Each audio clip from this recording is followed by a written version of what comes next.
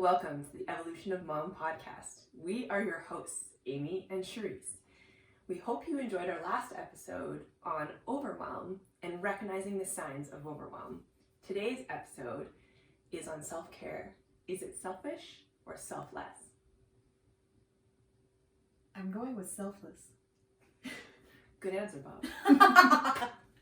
Yes, I 100% believe it's selfless, but I used to believe that it is selfish.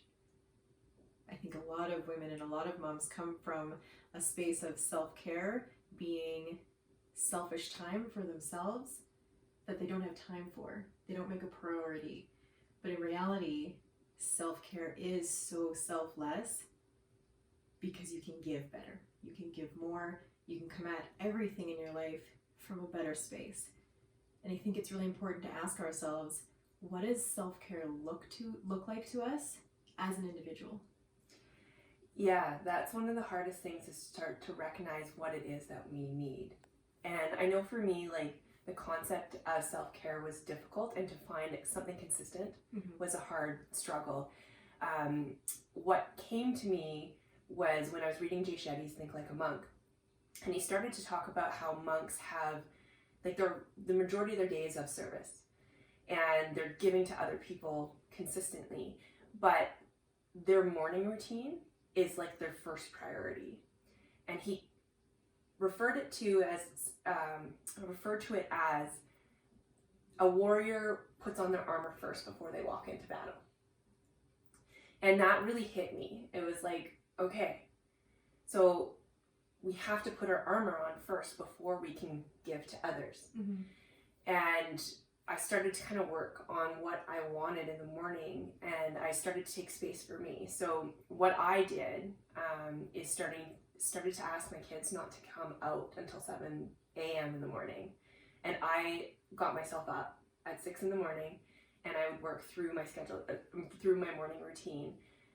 It's built over the last, I don't know, I've been working on it for about 8 months. But at first, it was just an hour of my time and how I wanted to spend that. And if that was just sitting there with a cup of coffee and enjoying the silence of space before me, that's where it started. And then I added on reading, and I added on whatever, because it looks very different for everybody. But I started to notice this difference between when I took that time for myself and when I chose to, like, sleep in and not have that time. Or if the kids got up early or something, my days were a lot more reactive when I didn't take that time for myself. And so I almost felt exposed and definitely empty by the end of the day. So that is one of my, like, hugest things, is like my morning routine is, like, so sacred to me. Yeah, you definitely, same, my form of self-care is also a morning routine, and you show up differently in your day, right? When you don't take that time. I know I do anyways, and I think sometimes we can have a difficulty recognizing what that need is for what we need as self-care. And I for sure was one of those people when I started, switching from self-care is selfish to self-care is very selfless. What do I do now? And I think the biggest, easiest first step that I took and that everyone can take is asking questions. Taking a moment of self-awareness and ask yourself questions. What do I need right now in this moment? How am I feeling right now in this moment? And sometimes it'll just be like, oh, I need a glass of water. Right? Just simple, but just you don't something stop simple to think about it, right? We don't stop to think about those things. I mean, our days are busy, right? We're working, we have children, either you're homeschooling or whatever it is that we're doing. We as women like to keep our plates very busy. We do that very well. And so it's very important to stop and have that moment of check-in. And sometimes it can be just as simple as a breath. Yes. Right? I think that was one of the things that it started the most for me, is just stopping to breathe. Because I used to have people that would tell me that I held my breath all the time, and I would recognize it. I'd be driving along and then just, like, exhale and be like, how long was I holding my breath? Like, I didn't realize it. But I think when we're in this space of, like, overwhelm and stress, like when we find ourselves in survival mode, we get so stuck in our heads that we forget to check in our bodies and figure out what it is that our bodies are really needing right now. And so just even to like ground ourselves through a breath is sometimes like all we need.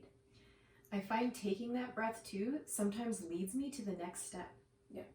Okay, I'm gonna take a moment for myself.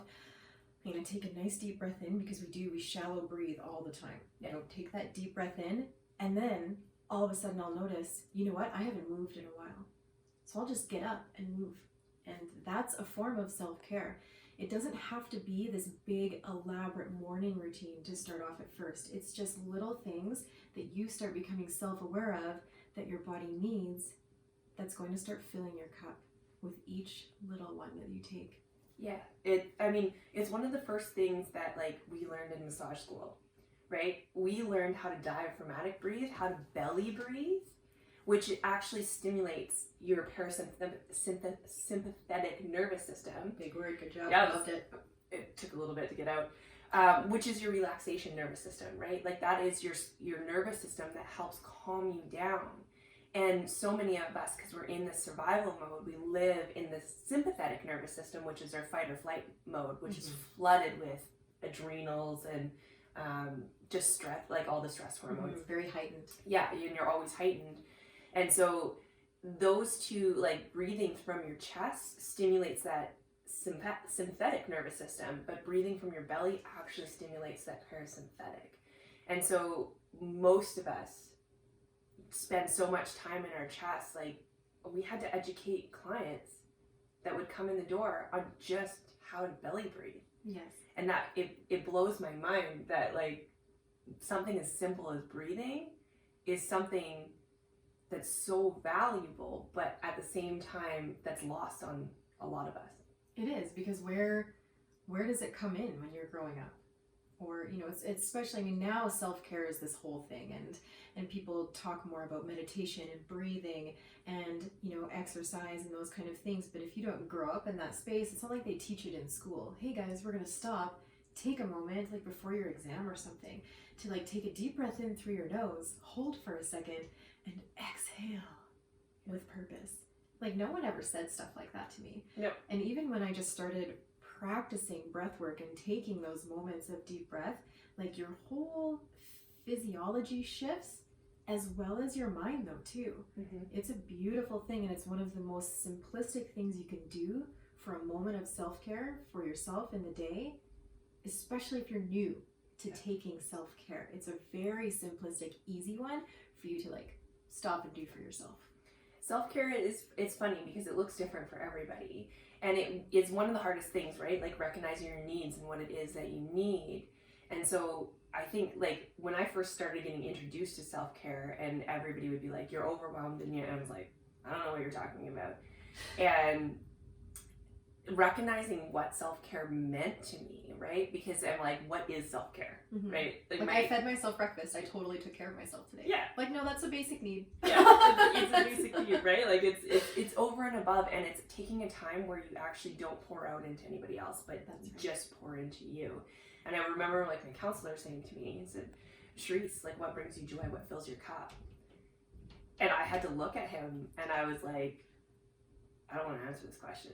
And I totally avoided the question because I didn't know. Yeah. I poured into everybody else's cup for so long that I had actually no idea what brought me joy and what filled my cup. So that even acknowledging what self-care meant to me was such a weird thing, and it was a thing that I had to experiment with. Now, like self-care sometimes looks like me having a bath or having a nap when I'm tired, because oftentimes we push through not resting when our body really needs rest.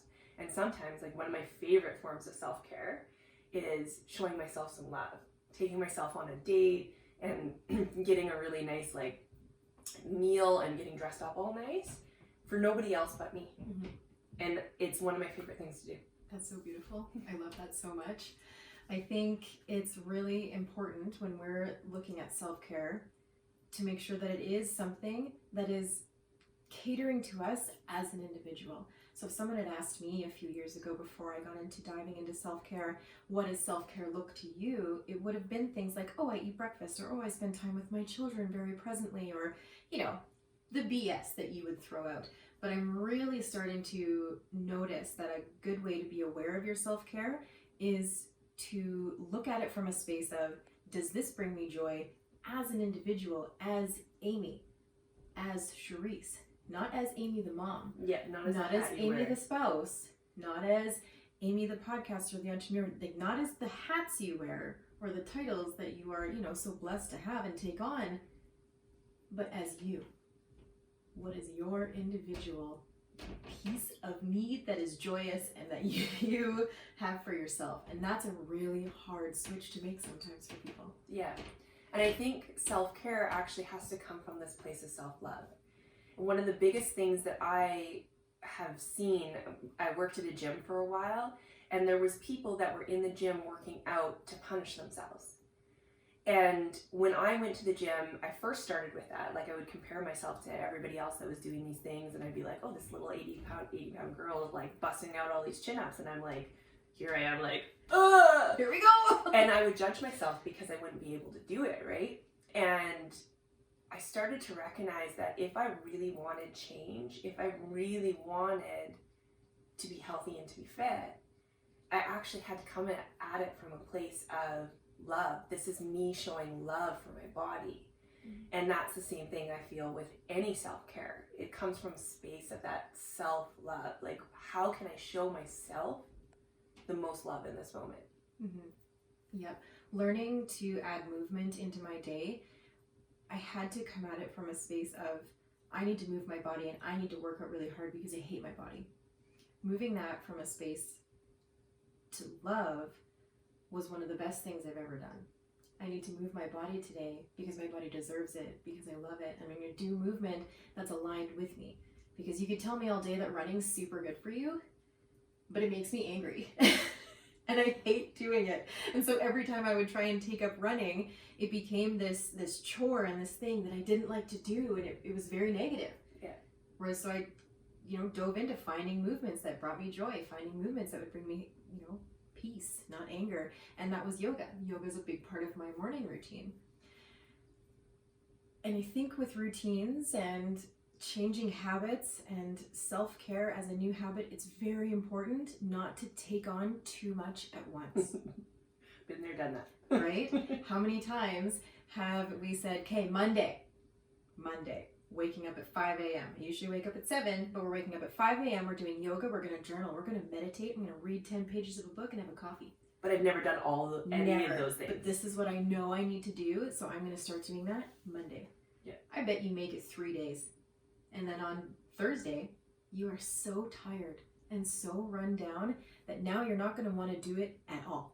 Mm-hmm. And so, like any habit with self-care, you want to start small. Small, consistent actions create long, effective change. And that's how we want to do it. So we both have morning routines. I did not start waking up at 5 a.m. right off the bat. If you want to start waking up early, it's really important to start with 15 minutes. Yeah. At the most, for like a week. Yeah. And then bring it back and just make sure you're filling those 15 minutes with something that you know you want to do in that moment. Whatever it is that self-care looks like to you. But those small, consistent actions are going to beat out you going full force into what your, goals are, which is great. Have the end goal, but take the small, consistent action to get there. Because that builds confidence. Yes. Right? Because I don't know how many times I would start and try and change everything all at once, and then last a few days or whatever, and then shame myself into having to quit, and then be like, oh, and all the negative self-talk comes in and be like, you're so terrible, why can't you do this, blah, blah, blah, blah, blah. But when we take those small steps, so when I started my morning routine, I was already getting up at 6 a.m. I just made it so that my kids were not allowed out until 7. It sounds like I lock them in their room, but I really don't. They choose to stay in there. I totally adopted this habit. My kids wake up extra early, so now it's 6:30 for us. Yeah. But I completely adopted that habit from you. Life-changing. Yeah, it's so different. Like, there's a clock in their room, and I say, when the clock looks like this, you can come out. And it just started with me enjoying a cup of coffee. And then I built on that. And I was like, okay, now I want to read a book. Because reading a book, I can't read at night, I fall asleep. so I need to read in the morning. And then it started, now I have yoga and I have breath work and I have meditation and I have journaling all in the morning. But it built on that. It was very slow. Mm-hmm. So what we want to do is leave you with a takeaway.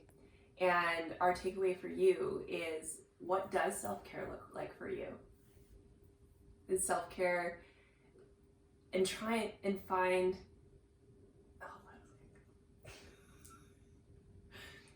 what does self-care look like for you? It could be the smallest little thing, like stopping and taking a breath and doing it a few times during the day. I love box breathing, which is inhale for 4 seconds, hold for 4 seconds, and then out for 4 seconds. Doing that 3 times a day and a couple breaths each time can just reset your nervous system, and then you can check in and say, hey, what do I need right now? So finding those little things that are self-care for you, where you're pouring into your own cup and helping to put your armor on so that you can serve everybody else around you. Mm-hmm. Taking those small, consistent steps that are going to help you create habits, going to help you keep promises to yourself is a big one. I think self-care every day too is one of the most important part. Find time every single day for you. So that being said, thank you for joining us today. We hope you found value in this episode, and if it resonated with you, or you know somebody that needs this episode, please share it. And as always, don't forget to put yourself first, because you can't pour from an empty cup. Yes, so next episode is going to be on community. Are the people in your life helping you, or are they hurting you? I'm really excited for that one. Speaking of community, we have an Instagram community. We have the Evolution of Mom on Instagram, but we also have the the Me community on Facebook. That's what it is. So if you're looking to kind of dive a little bit deeper, to get in touch with other people that are looking to do the same, to work on self-care and growth, please join our Facebook community it's m.e.community on Facebook. The link is in the show notes. And there we're gonna dive in a little bit deeper. We're gonna ask you guys some questions, get to know you on a personal level, and then our Zooms at the end of every month on Tuesdays. At the end of every month is more. The last Tuesday of every single month is more a deeper dive, and where we get a chance to really get to know you, and you get to know other members of the community. Yes, it's a beautiful space to get to share your heart and feel safe and heard, and sometimes we don't have that kind of community in our personal lives right now, so it's so nice to be able to have that and create that. We're ready to create that space for you. We are so grateful, as always, to Kevin and Alan and the whole team at Next Level University. Thank you guys so much for your coaching, your podcast coaching. You are inspirations to us every day, and we are so, so grateful. Yes, absolutely. Thank you so much. Bye. Bye.